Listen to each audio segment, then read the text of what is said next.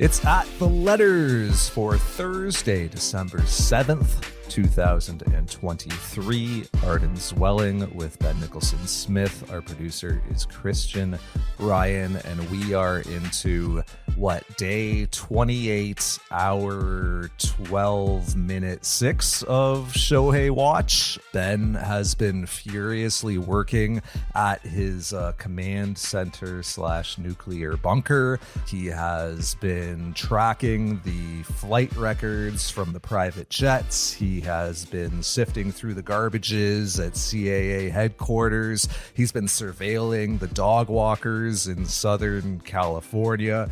Ben, I mean, just where are you at right now as far as covering this thing? I can only imagine that you have neither slept nor ate nor bathed in a matter of weeks. Well, thankfully, it's not quite that dire. The sleep part is true. It's been quite a ride. Like, I think, the last week or so, things have really accelerated on the Shohei Ohtani front, and the Blue Jays are obviously front and center in that. So it's been a really interesting, a really fun week. At the same time, as we record this now on Thursday afternoon, early afternoon, definitely kind of burnt out from this stuff. Definitely kind of tired. I'm not tired of the story. I'm not bored of the story. Like, it's not that I'm just like physically tired, if that makes sense.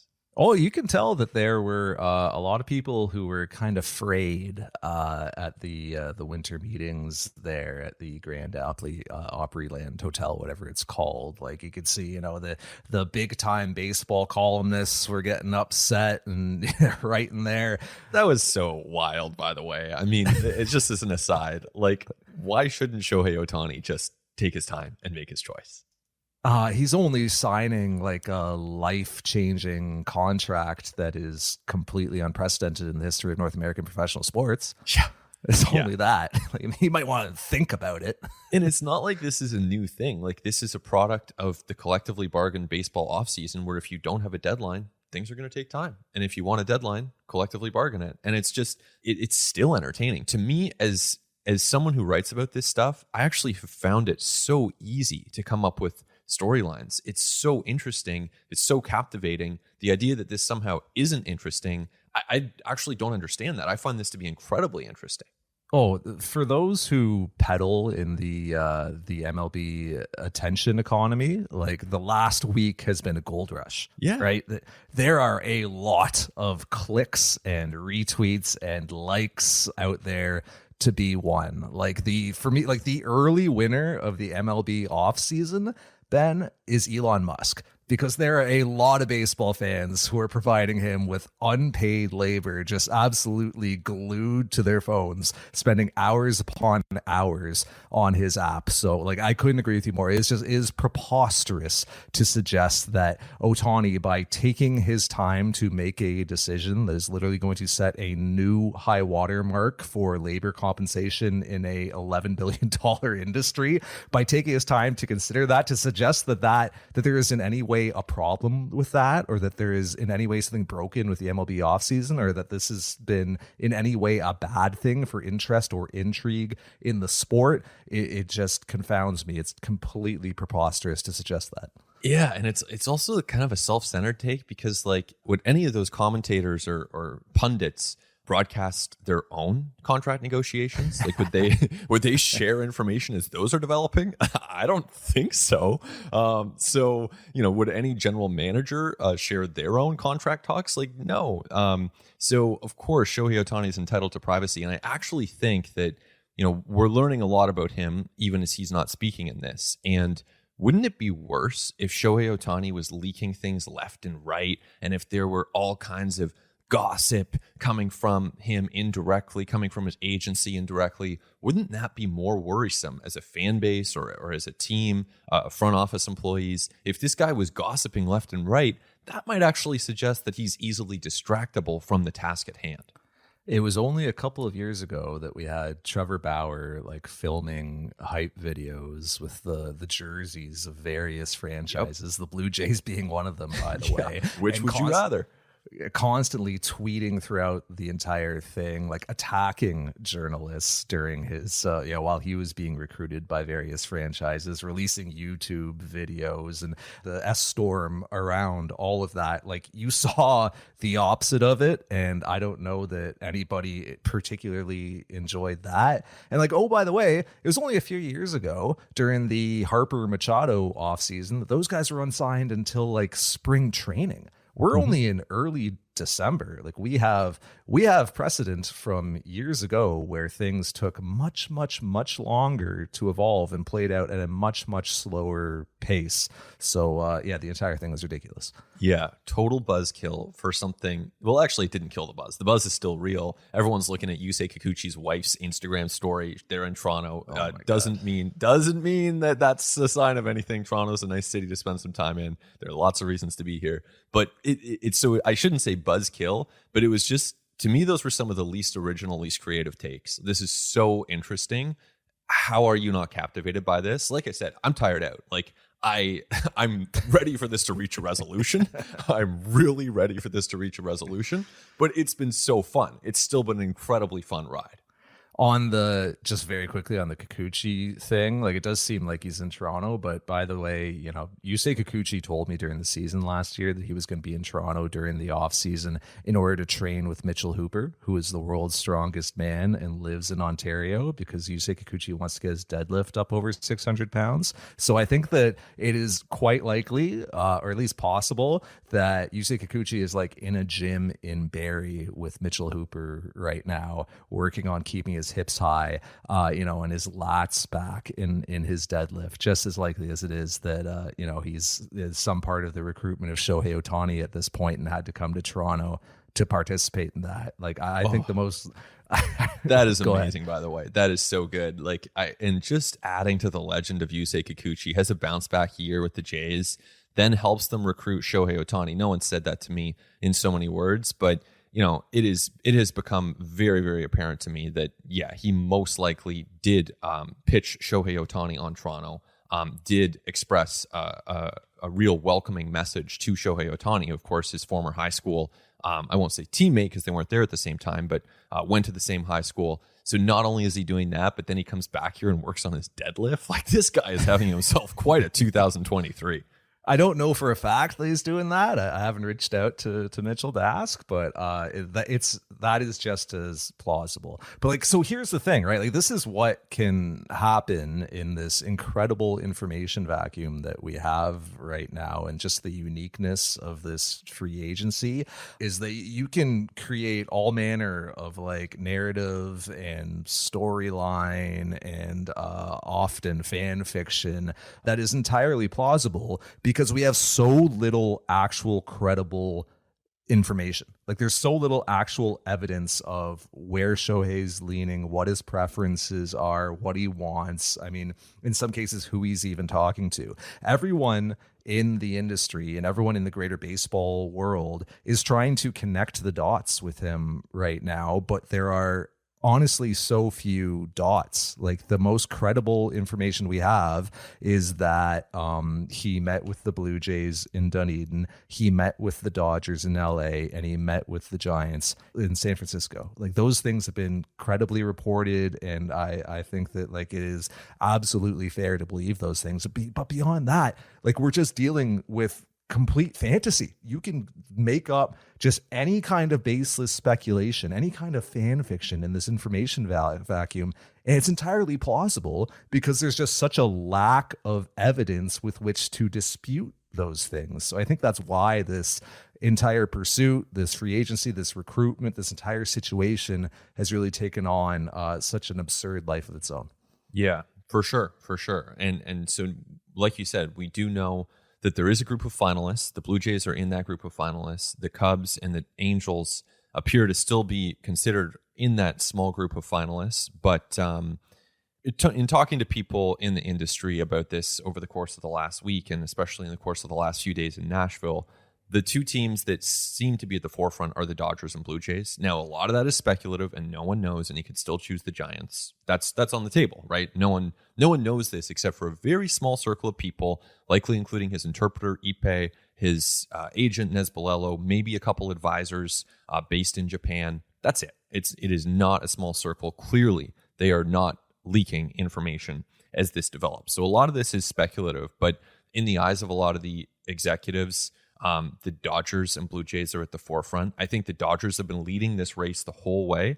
And honestly, I think the Blue Jays have caught them. And I see the Blue Jays and Dodgers being pretty close in this thing right now.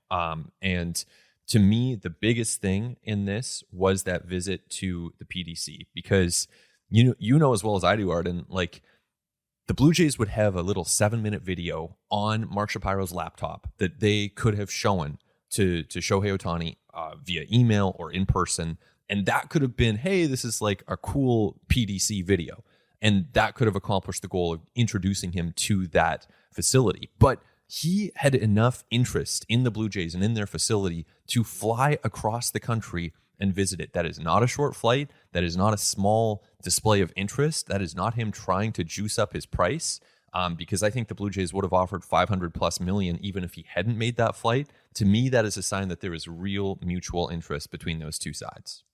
And the thing that you just got at there that kind of gets overlooked in all this, and I even think it's just worthwhile just taking a second just to state it like clearly and just to recognize this.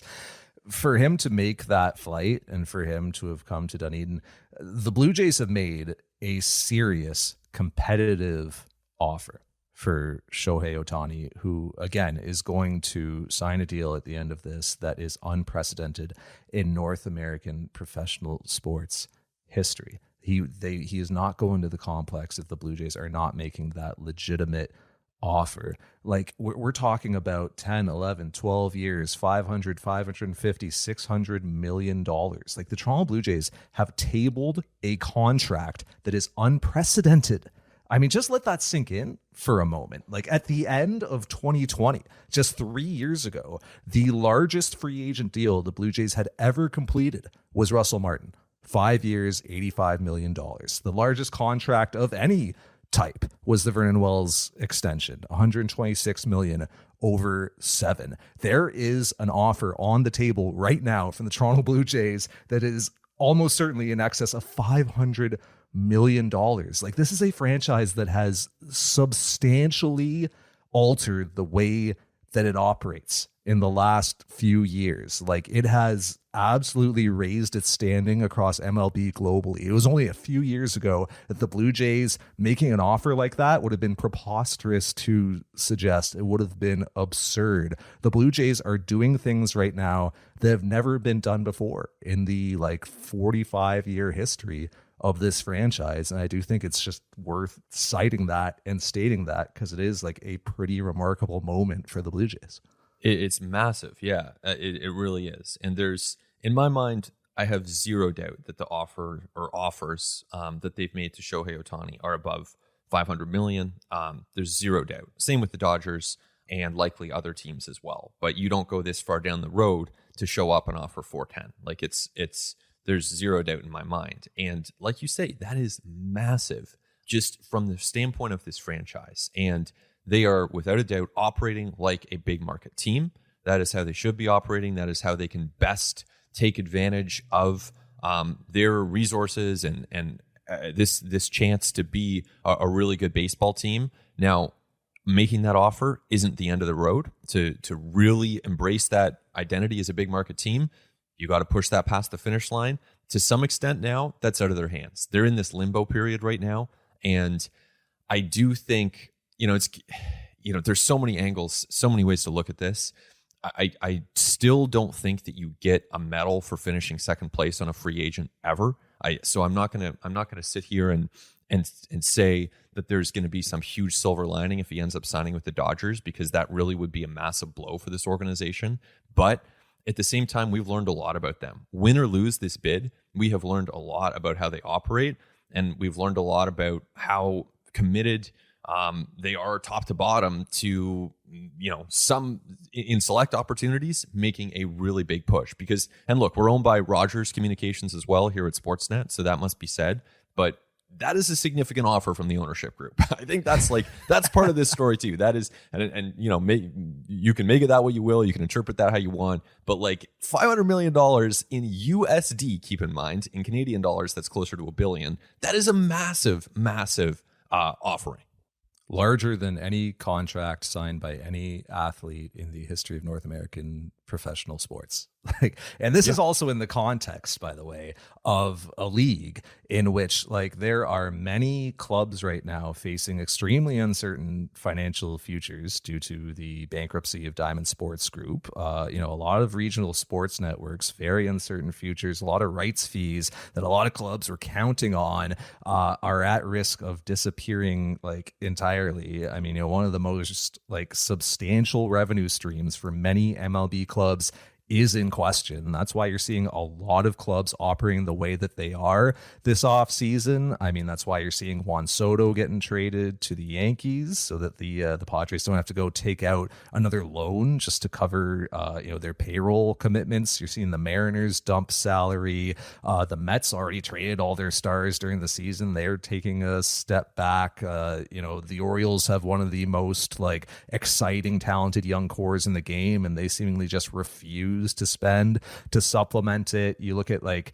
one of the most active teams even in free agency this offseason, the Cardinals, right? Like they've signed a bunch of pitchers, but they're just spreading their money around a bunch of mid-market signings in an attempt to win like just enough games to win the NL Central, like just enough games to win a weak division. The Blue Jays are not doing that. Like the Blue Jays are trying to sign like a player for an amount that has never been awarded before.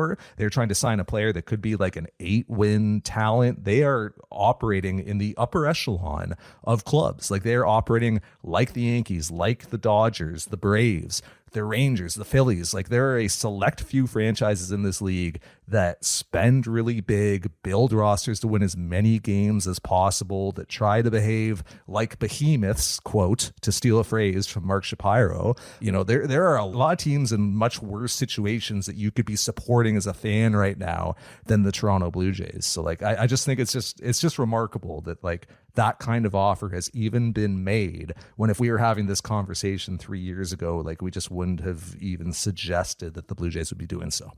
Yeah. Yeah. Do you find it hard to stay on an even keel with this stuff at all? No, I don't. I'm pretty unemotional about it. I'm pretty detached from it, man. Like I'm not a fan, right? So yeah. The thing is too, like I am, you know, very aware of Shohei Ohtani's like history as an athlete. Like, you know, I got to spend some time with him in Japan, like before he came over to the US. Like I know that it's a mistake to just like assume that he is motivated conventionally, that he you know, has the same, you know, he's driven by the same incentives as you know, other typical athletes. So you know, like I know not to like do too much of the fan fiction or to get too carried away with anything beyond what we like credibly know. Like I'm pretty evidence driven in all things. So yeah, I'm pretty even keeled. Are you saying you're not? I know. I think I've been pretty even keeled with it so far. It's been really busy, and I think what I'm getting at is more the, you know, as we look ahead here, just how much things are going to swing, because we're almost like we're at this moment, and Shai wrote this the other day, where it's like everything is suspended in time, and I think that's a good way to put it. Where, you know, we know the Blue Jays have made their pitch, and the Dodgers too, and a few other teams, a few other finalists, of which the Blue Jays are a finalist here, obviously. So as Shohei now deliberates, it's going to go in one of two directions. Either the Blue Jays get him or they don't. Those are the obvious outcomes here. And if they get him, it's a tipping point, it's an inflection point. The franchise is going in one direction, and they are clearly establishing a big market. This changes the business of Sportsnet. This changes our jobs. This changes the Blue Jays media market with dozens of Japanese reporters following him on a daily basis. This changes the Rogers business in some ways. This changes a ton of things, even the perception within that room among players. Because, of course, players are following this. They are watching this as closely as we are in some cases. So it would be a huge step forward. Now, if they don't get him, then all of a sudden, I don't know exactly, I'm not here to try to predict exactly what public perception would be in the fullness of time, but I think that in the immediate aftermath, it would be crushing. Like, this would be a crushing blow for the fan base. It's interesting, right? Like, I do think everyone needs to set their own expectations, and everyone does need to sort of take a deep breath and just think about the emotion of this and why they feel certain things and whether there's any evidence for the things that they are feeling. Like, and that's not just like people. Good luck with that, Arden. Yeah. Good luck convincing the fan base to view it that way. And I understand that that's hard. That's something that I work really hard to do in my personal life, right? It's not like easy. It's not easy at all. No, like that's something that I have to like think about a lot and like direct a lot of mental energy to. But it's, you know, something that I've arrived at as being best for myself. Like, and I'm not even talking about baseball right now. I'm talking about life. But like on the baseball side, you know, even internally with the Blue Jays, right? Like, yeah, look, if the Blue Jays miss out on Ohtani, obviously, like this will be a significant emotional letdown for everyone involved. And by the way, like at this point, it's not just Mark Shapiro and Ross Atkins and Mike Morove and Joe Sheehan involved. Like the cat's out of the bag. And because the Blue Jays are a modern, well-run organization, we know that they currently are preparing all kinds of things on the odd chance that they sign Shohei Ohtani in 48 hours time so that they're ready to go. Like you need to have jerseys ready to go. Like the second that press release is like comes out that you have signed Shohei Ohtani, there are going to be people arriving at Jay's shop looking for jerseys. Like you need to have that ready. You need to have social media elements ready. You need to have signage ready. You need to have promotional materials ready. You need to think about how this is going to impact your promotional schedule. You need to think about how this impacts your advertising. You need to have your ticket office better staffed on the day that this is announced. So like, I promise you, there are people within the Blue Jays organization who are working on this right now, with the Blue Jays having no certainty whatsoever, like no idea if they're going to sign Shohei Ohtani or not. Like they are doing all kinds of work without any guarantee that Shohei will ever actually be a Toronto Blue Jay. Like this weekend, people's weekends are going to be upended by this because they're going to be doing work on it. And it's very possible that like Saturday night, you know, a pass and report comes out that Shohei is signed with another club. And then those people are going to have to like close their laptops and have a very long exhale and go pour themselves a glass of wine because there was a lot of work put into this that was all ultimately for nothing.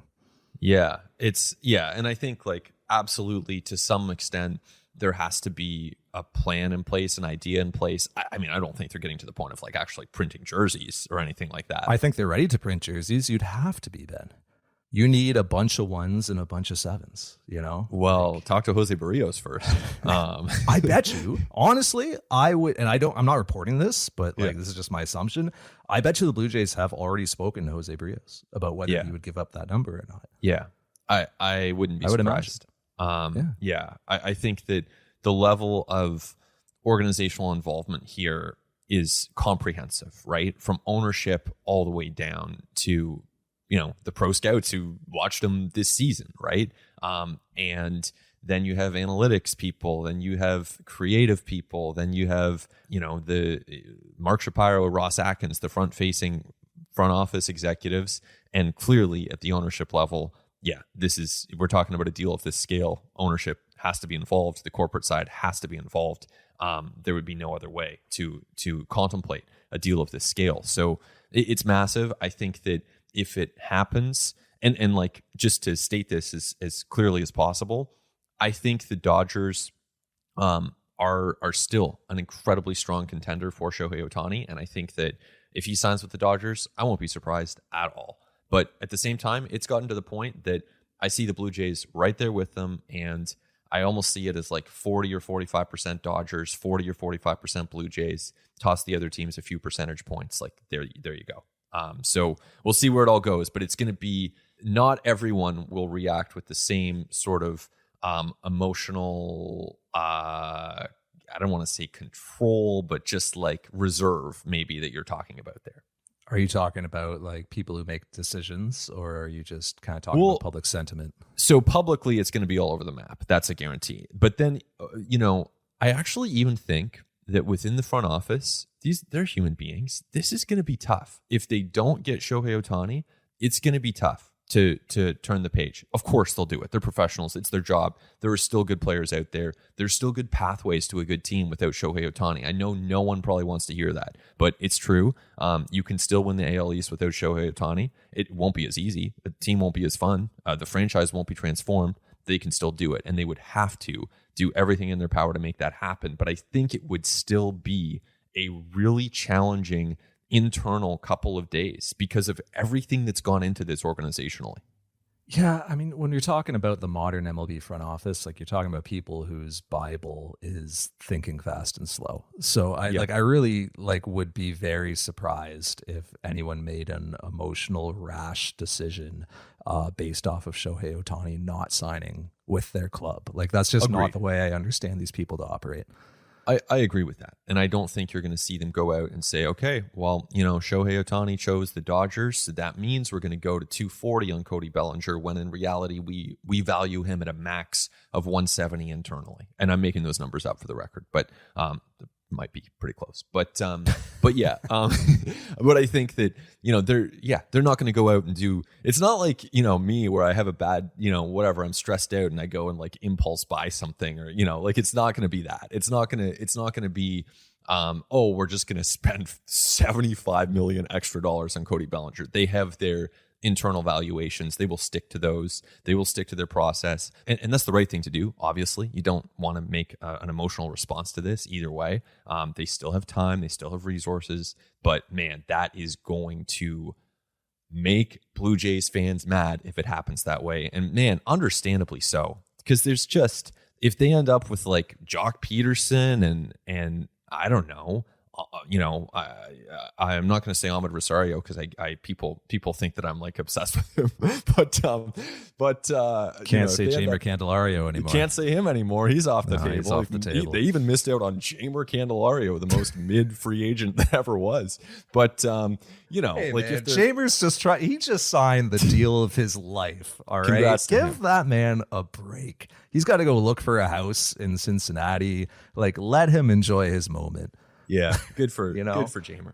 Why do you gotta take one more kick at the poor guy? I'm so glad they didn't sign him, because if I had to ask him for like a one-on-one next year for the pregame show, on some Saturday in Cleveland, having like been here while you just take sitting next to you while you take unnecessary pot shots at the guy all off season long, I don't know, I could have done it.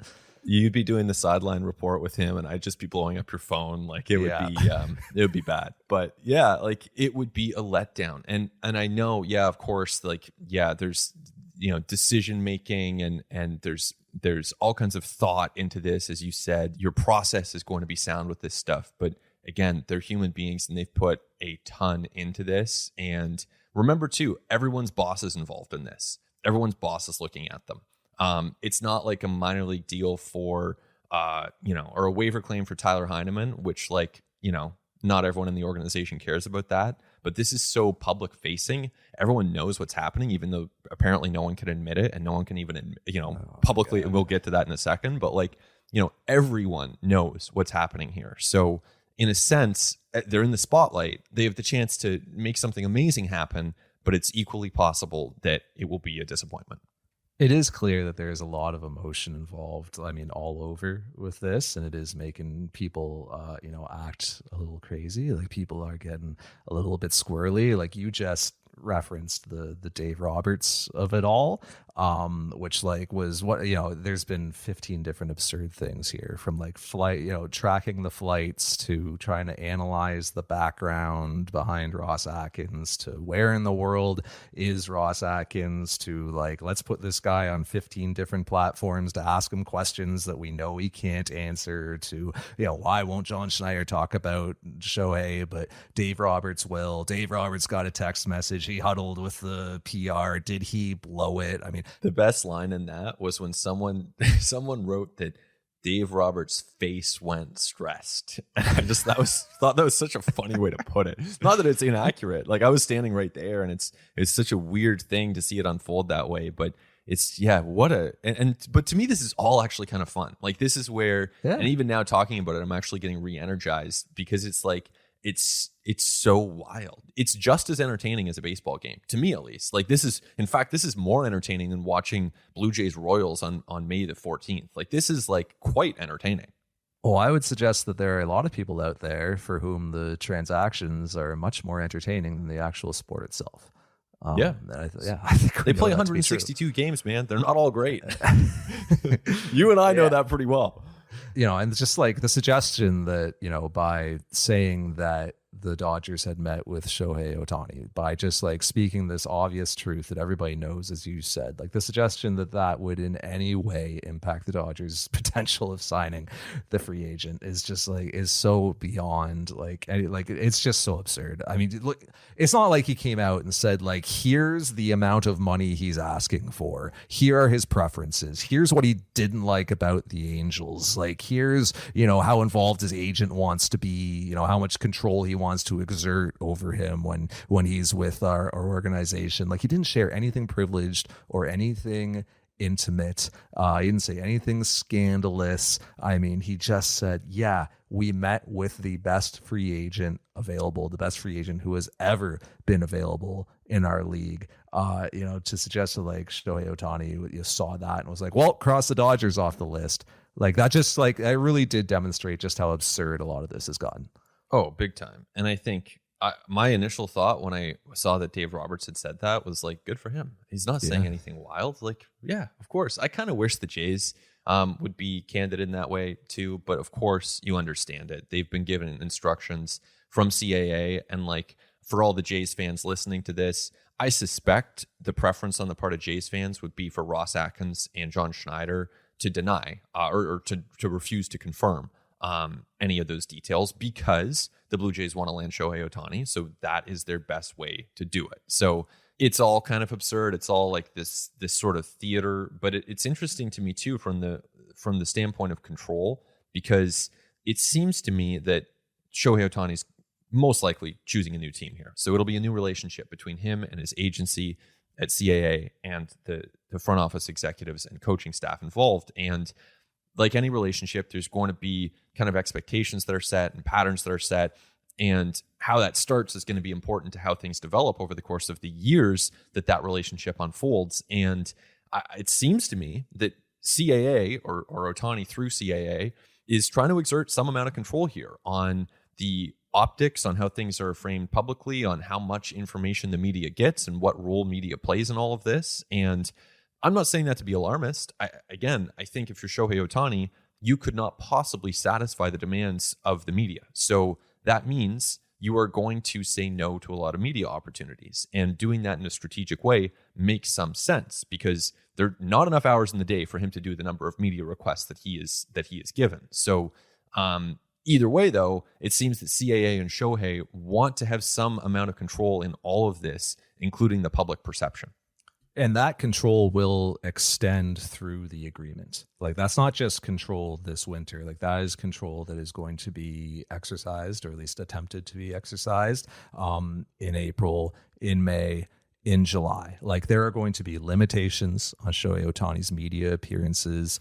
You can expect that any time that he suffers an injury, multiple outside opinions are going to be sought as to the extent of that injury. He's going to have some say as to whether he goes on the IL or not. I mean, he is not going to be treated like other players in the organization are. Like, information even just about any injuries that he sustains or any absences from the team that he has are going to be extremely tightly controlled, and any information that is released is going to be like at the behest of his agency. Like, this is what we've seen to this point in his career, and like there's no reason why that would change going forward. So and even just that is like, I think the willingness to allow for that unique of a situation is reflected in the way that the Toronto Blue Jays have been exceptionally cautious in making even blasé public statements about Shohei Ohtani and their recruitment of him. So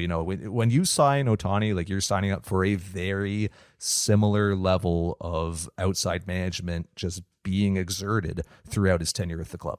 Oh yeah, that's how you end up in a situation where, Ross Atkins is not at the winter meetings, which is like kind of hilarious because of course, like this has been on the calendar for a year, and like every executive in baseball is there, from like the training staff to the travel coordinators to the PR people, like everyone is there, and Ross Atkins isn't. And then of course, like he ends up thanking Zoom on the call, and it's like, that's the lengths to which the Blue Jays are going to make sure that they are not stepping out of line here. But it could end up in a situation where, in the path where the Blue Jays land Shohei Ohtani, then last year with the Angels, for example, he would speak after he started games, and that was it.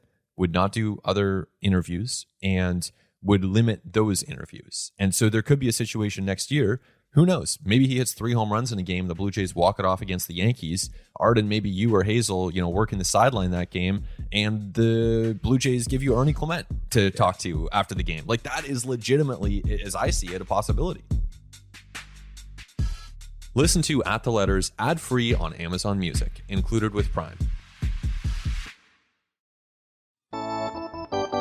A reality of this as well is that like this started in Japan for Ohtani, right? Because like to be Shohei Ohtani in Japan, I mean, he is one of the most recognizable people in that country. I mean, he cannot go anywhere without being recognized, without having his photograph taken. This is something I talked to him about like when I was with him in Japan, and it is not something that he enjoys. Like he does not, at least he told me directly at that time, like he does not enjoy that attention. Like he wishes he could be anonymous. Like this is not somebody who seeks celebrity. This is not somebody who seeks fame. And he told me that like that spotlight, that pressure wore on him in Japan. Like I remember talking to him about when the Fighters won the NPB title in, I want to say it was 2016.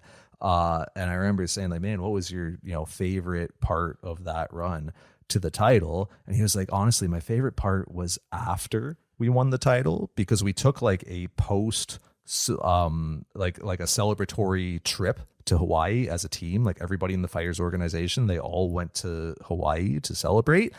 And he, Shohei was telling me like I was so much more relaxed and at ease there because nobody knew who I was, because I could just walk around, right? Like I could just blend in. Like I didn't have everybody running up to take my photo. I didn't have, paparazzi around. Like the word even paparazzi to like describe, the level of attention on Shohei Ohtani, like that's not hyperbole.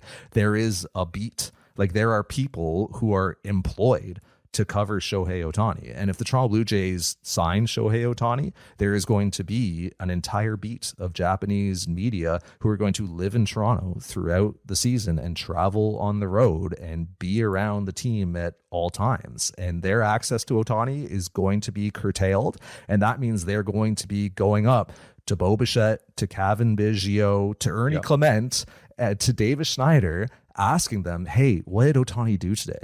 Hey, what did you see from Ohtani? Hey, when Ohtani had those 2 homers in the game, what did you think? What was going through your mind? Like that is going to be a reality of signing Ohtani, is like bringing that intense interest from Japan. Like that is something that will follow him everywhere he goes for the rest of his career, very likely the rest of his life. Absolutely.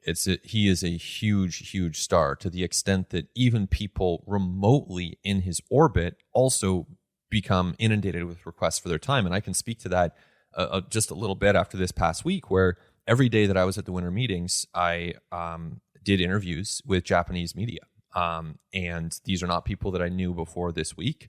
Some of them had really great questions, and was really happy to chat with them. But essentially strangers coming up to me and saying, hey, like, I think you're Ben. Do you cover the Blue Jays? And I said, yes. And they said, hey, can we chat to you for a few minutes? And so I did a lot of Japanese media this week, just as someone who is covering the team that might get Shohei Ohtani. He's obviously not a Blue Jay. This is a maybe he will be a Blue Jay. And me, someone who is not, even doesn't work for the Blue Jays, but writes about them, then there was an appetite for the information that I could provide about the team's possible pursuit of Shohei Ohtani. So that maybe gives an idea just of the extent to which the media market would change. But even then, I can't fully fathom it, I don't think. I was on the cover of Japanese newspapers Oh, I've in seen it. Japan. It's we tweeted that out at the time. In it's amazing stuff. Like, yeah, it's we should you should retweet it. I find a way to share this because those covers are amazing. I looked them up last week when we were about to talk about this. They're still out there. Yeah, I'll text it to our little group chat right now. Because I've just like looked it up on my phone while you were talking. Like so when I was there, like I remember I got a call, I think like on it was the second last day that I was there, and somebody with the fighters was like, hey, somebody from our media like wants to talk to you, because like they knew I'd been kind of shadowing Ohtani for a few days, or they'd seen me shadowing him, and I was like, yeah, sure, fine. I assumed it was just gonna be like one guy who just wanted to ask a couple questions, and I'd show up, and it is no less than like 15 to 16 reporters sticking mics in my face, and like I had no idea what I was walking into. All of a sudden, I'm being scrummed for 15 minutes on. What did you and Shohei do? What did Shohei have to say? Is there an interest in Shohei in Canada? What do they think of him in Toronto? What do they know about him? How did you discover him? How did you learn about like all these questions about like what Shohei and I had been doing for the last few days? And then I just thought it was a remarkable experience, and I was like, wow, that was weird. The next day I get to the airport because I'm going back to Toronto. I'm at Narita Airport, and I'm like looking through the convenience store stand there, like the newsstand, and I'm like, is that my effing face on the paper?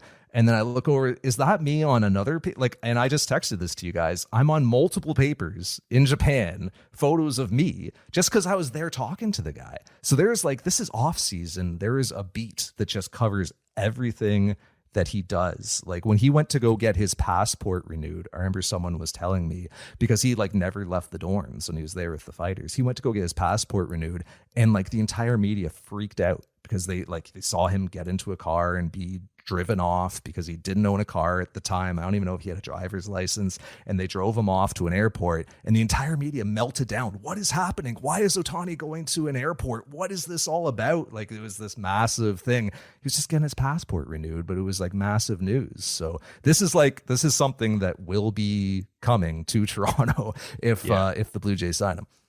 My favorite one of the pictures is the one of you with the speech bubble that says "Nice to meet you." It's so good. Oh yeah, there's arrows pointing from my eyes to Shohei. It's totally, and like within these newspapers they had like done up photoshops with me on a plane and the Canadian flag and like a beaver and all this.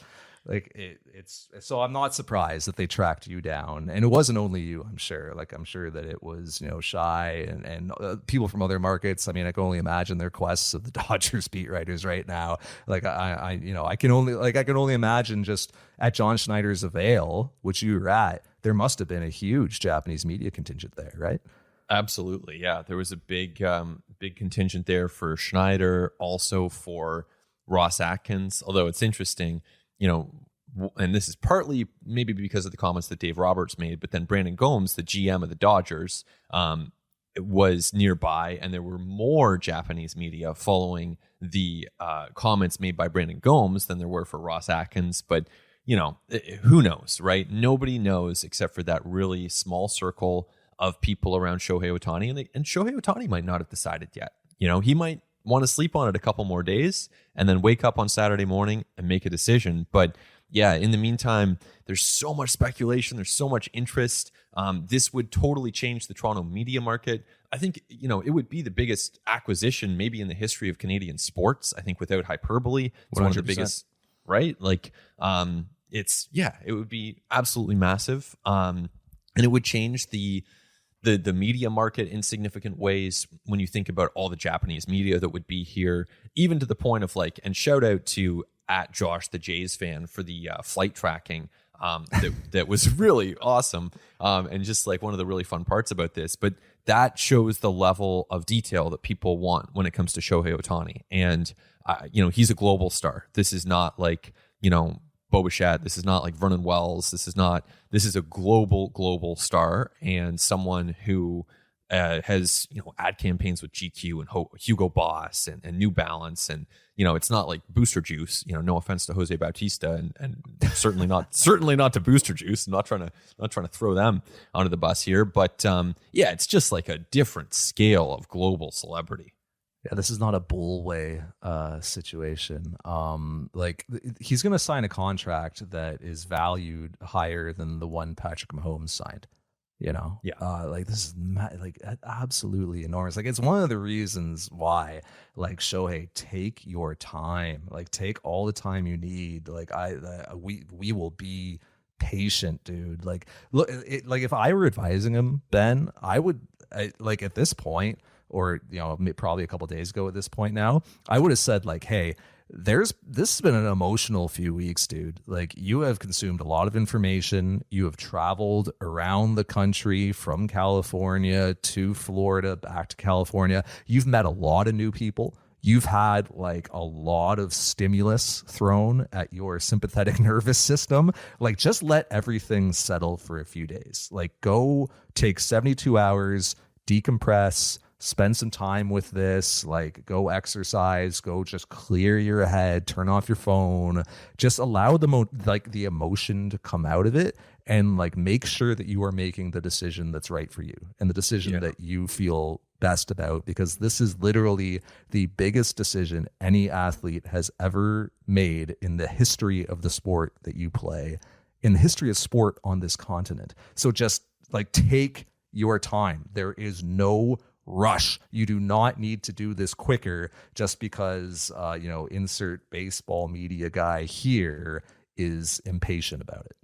I saw someone say, yeah, Shohei, take your time. This is the biggest decision of your life because you have to decide where you're going to play for the next 2 years before you opt out. So I thought that was pretty good. How do you think, like, opt-outs, like it's funny, we don't even talk about it. It's such an under-discussed part of this, but this is like a vital component of this negotiation. Are the opt-outs. I would think so. What that means, how important that is for Shohei, and then like what that means for the team, that is signing him. And I think if you're the Jays, you gotta give him one. I think you do. I think like after one, I mean, he like won a slate. Yeah, and I think you got to be open to it. Maybe you backload the deal in that case. Like, look, if you can get him an opt-out after 3 years, you can live with that. After 2 would be really tough because after 2 years, then it's an exodus. Vlad, Bo, Romano, Biggio. It would be a lot, but you gotta be willing to play ball, I think, at a certain point. And hey, worst case, oh wow, you get the best player in the world for 2 years and then he leaves. Like that's not a bad outcome either. So I think you got to be open to it. And Barrios has got an opt-out in there, like in that territory as well. I think it's after 2026. So that would be 3 seasons from now. But like it's absolutely part of it. And then what that means for the values from season to season. Like it's, you want to talk about, like we did talk about the control that like Ohtani's reps are going to want to exert over his tenure with whatever team he's going to. Like the ultimate control is just having that series of what are essentially player options. Yeah. And like, as I know, like teams do not love awarding opt-outs. They do not love giving up that level of control. So just how many opt-outs he gets when the opt-outs are timed, like that is a huge part of this.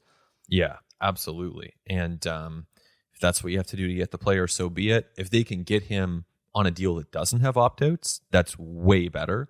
Like, because again, it's just, if you view it through the lens of, an opt-out is essentially turning it into a 3-year deal with a 7-year player option, which is like, that's it's not usually framed that way, but functionally that's what it is if you have an opt-out after 3 years. So would you want to give a player a 3-year deal with a 7-year player option valued at like $350-400 million? Probably not. But if that's what you have to do, that might be what you have to do. So my kind of final thought on all of this, and I'll turn it over to you. Maybe you got some final thoughts as well. But like the one thing that's kind of like sticking with me, and I mentioned it a little bit earlier, is that like right now, like in this like massive information vacuum, like there's just so much entirely baseless speculation, so much like fan fiction being thrown around. It's all plausible, right? Because you can like with so little actual insight into what he's feeling and what his preferences are, you can make a completely plausible case based on no legitimate evidence that he is, going to go back to the Angels, or that he's going to join the Dodgers the whole time, or that he actually is interested in the Blue Jays, or that the Giants are going to woo him away or whatever. Like the one I would really caution against just ascribing whatever you believe is a typical incentive system to Shohei Ohtani, like to assuming that because you would be motivated by something, or because the common athlete is motivated by something, because Patrick Mahomes or Aaron Judge is motivated by something, that means that Shohei Ohtani will be motivated by that. Because if we know it, like what we have seen from his career is that Shohei will zig when everyone else expects him to zag. Coming out of high school in Japan, this is a guy who announced publicly. It's wild to like go back to a time when he was speaking publicly, but like he said he was going straight to MLB out of high school. He took meetings with the Dodgers at that time, the Red Sox, the Rangers. It was widely believed the Dodgers were the front runner. Like this is when he was 18. He told Japanese teams not to waste a draft pick on him because he was just going to the US, and the Fighters still chose him. They took him first overall in the NPB draft, and they actually persuaded him to stay in Japan at a time when he was saying he was going to go to the US. This was a legitimately shocking turn of events in Japan at the time. This was headline news. No one expected Ohtani to forego the opportunity to play in MLB. And then once he was an NPB player and he had committed to the Fighters and to playing for them for however many years, at that point, obviously he was going to stay in Japan until he was 25, because at that point he'd be free of international bonus pool restrictions. MLB clubs could sign him for anything. He could have made his hundreds of millions of dollars at that point. But no, at 23, like he shocked everybody and left Japan and went to MLB and signed like a rookie deal because of the like international bonus pool restrictions. He was only 2 years shy of being free of all of that, of all of those caps. He had massive financial incentive to stay in Japan for 2 more years. And he said, nah, I'm good. I'll go to the US. I'll leave that money on the table. So like we have just seen a few times now in his career that Shohei is just incentivized and motivated differently than like common professional athletes are. And so I just think it's really important to keep that in mind throughout this process.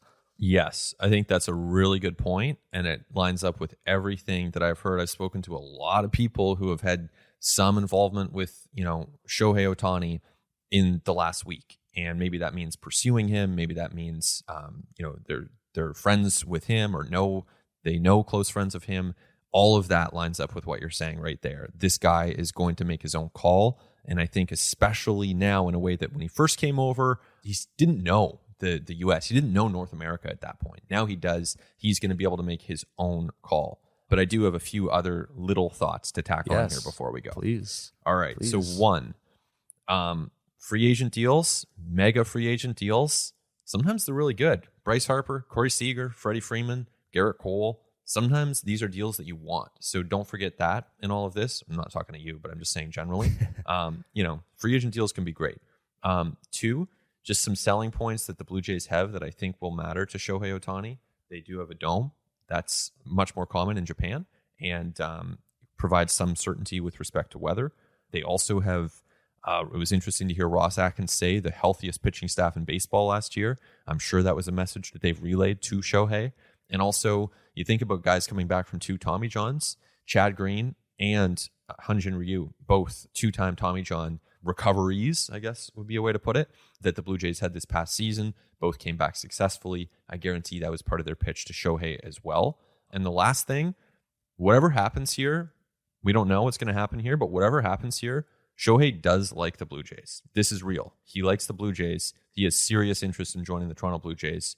We don't know what's going to happen. It would be devastating to the Blue Jays and to their fans if, maybe not devastating to the Blue Jays. They'll have to find a way to bounce back. But it would be devastating to some in the organization and many in the fan base if he chooses a different team. Understandably so. That would suck. That would be a tough one to take. But don't let that change the fact that this interest is real. He has real interest in the Toronto Blue Jays. I think that they are going to be either getting him or being the runner-up. And I think that there is some capital some cachet just in that. Just in Ohtani's like genuine interest in the Blue Jays and the fact that the Blue Jays could be the runner-up in this process.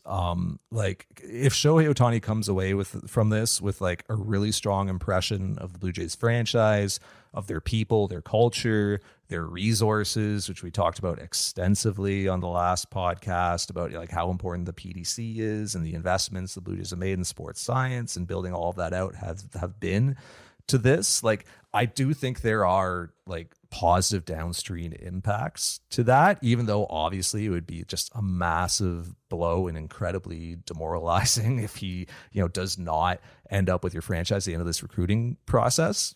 But like, that's because, Shohei Ohtani is not the last star player the Blue Jays are going to try to recruit. He's not the last Japanese player the Blue Jays will try to pursue. He's not the last like 9-figure player the Blue Jays are going to try to sign. And we know this about baseball players. They talk to each other, especially at those upper echelons. Like if you were in that very rare 1% of baseball players who can sign like massive deals like this, these are guys who talk to each other about the experiences that they had when being recruited, about what they saw. So if you're the Blue Jays and when the next phenom is posted from NPB and you're trying to get involved in that guy's probably calling Shohei Ohtani and saying like, hey, what was your experience with the Blue Jays? Like what happened when they were trying to recruit you? You want Ohtani to say positive, encouraging things at that time. If Ohtani ends up with the Dodgers and he ends up playing with like insert like really marquee player X, and that player is a pending free agent and the Blue Jays pursue that player, he's going to call his old teammate and say like, hey man, you had a dalliance with the Blue Jays. Like, what was your experience with them? What did you learn about them? What did you take away from that? Like, I do think that just the sheer fact that an athlete of Shohei Ohtani's caliber and standing has considered the team this strongly and gone this far down the road with them does lend some serious legitimacy to the Blue Jays as one of the like top destinations in baseball.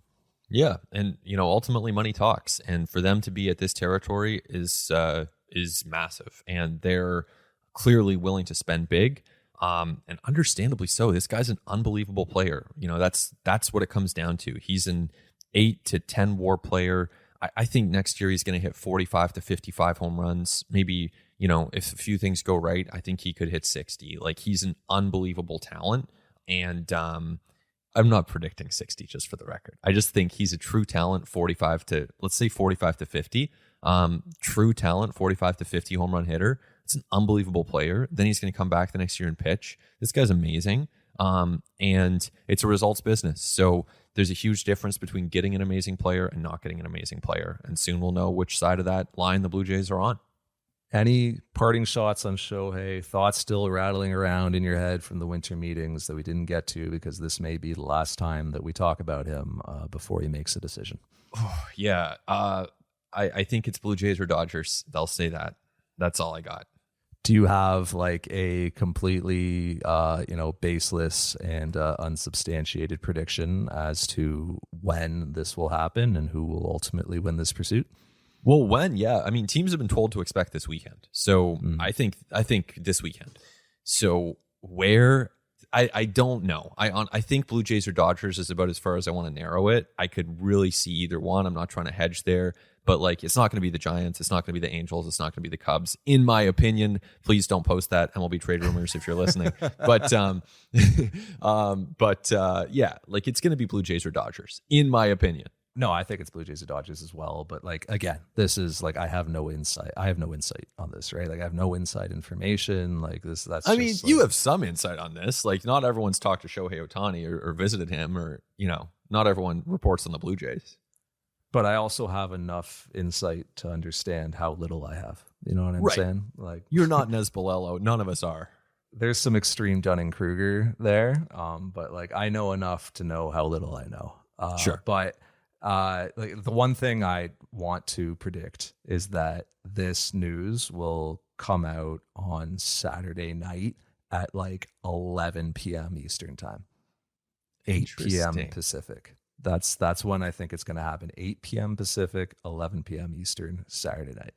Okay. My prediction for timing is tomorrow, Friday, at 7 p.m. Eastern. Holy smokes. Christian, you got to get to work. We got to get out of here so Christian can turn this thing around. Yeah, true. Go ahead. And then I'm going to say that it breaks via, I would love to predict myself here, but I'm going to say that it breaks via, like how wild would it be if it was just like a tweet from the team? But Atlanta Braves style.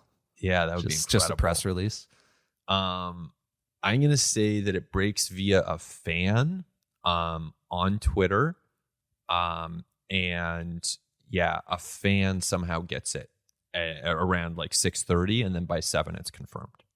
Why wouldn't Nez just announce it? He did all the work.